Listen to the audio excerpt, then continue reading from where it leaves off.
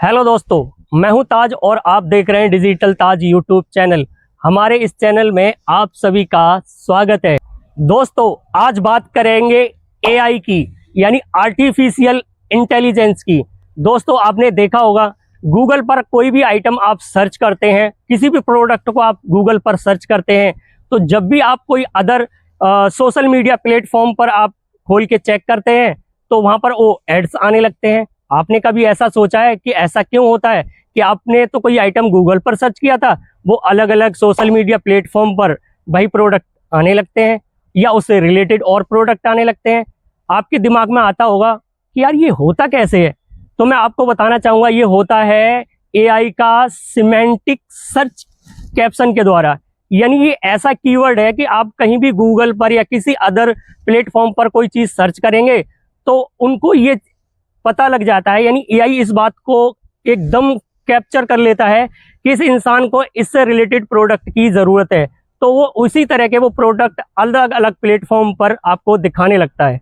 अभी जो आप अपनी डिस्प्ले पर एक दुल्हन की फ़ोटो देख रहे हैं, क्या आपने उसको कहीं देखा है?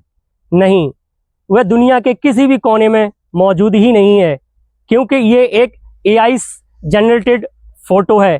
किसी की इसमें ड्रेस ली है, किसी का चेहरा लिया है, तो कई अंगों से ये एआई ने जनरेट किया है। अब आपके मन में सवाल उठता होगा कि एआई इतना परफेक्ट तरीके से काम कैसे करता है?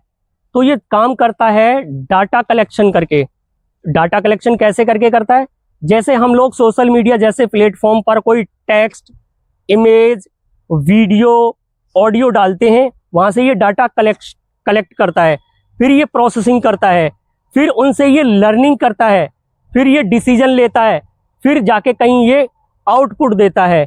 यानी इसका काम ओवरऑल जो फिल्टर करने का है, कुछ अपने तरीके से इसको बनाने का है, उससे ये एडवांस तरीके से हम लोगों को ये आउटपुट देता है।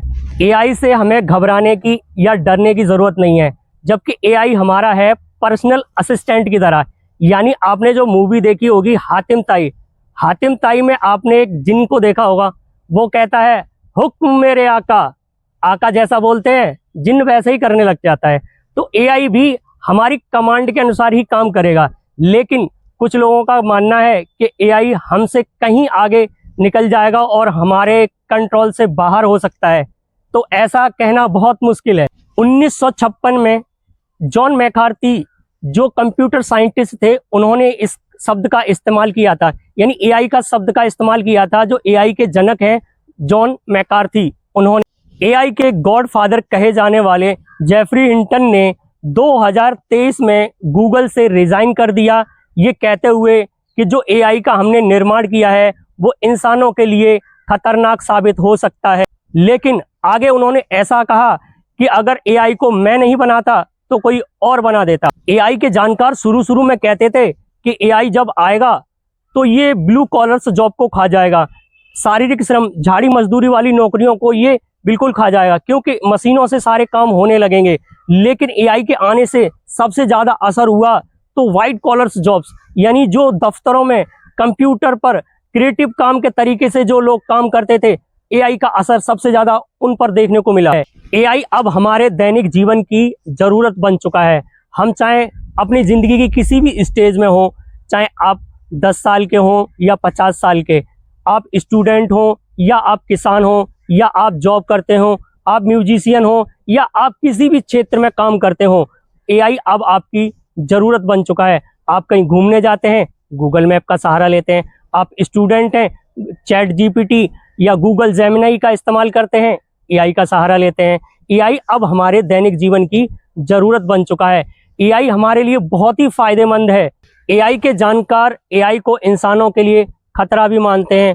वह मानते हैं कि इससे बड़े पैमाने पर नौकरियां जा सकती हैं, लोग बेरोजगार हो सकते हैं, और एआई के आने से हमारी निजता जो पर्सनल सिक्योरिटी है उस पर भी इसका असर पड़ सकता है। एआई के जानकार मानते हैं कि बुरे किरदार वाले लोग एआई का गलत इस्तेमाल कर सकते हैं। रोबोट या ड्रोन के द्वारा वह दुश्मन देश पर या किसी अन्य अपने दुश्मन पर अटैक करके उसको हानि पहुंचा सकते हैं। उम्मीद है दी गई जानकारी आपको अच्छी लगी होगी। अगर जानकारी अच्छी लगी है तो वीडियो को लाइक कर दीजिए, चैनल को सब्सक्राइब कर लीजिए, फिर आपसे मिलेंगे ऐसी किसी वीडियो के साथ। तब तक के लिए हमें दीजिए इजाजत। जय हिंद।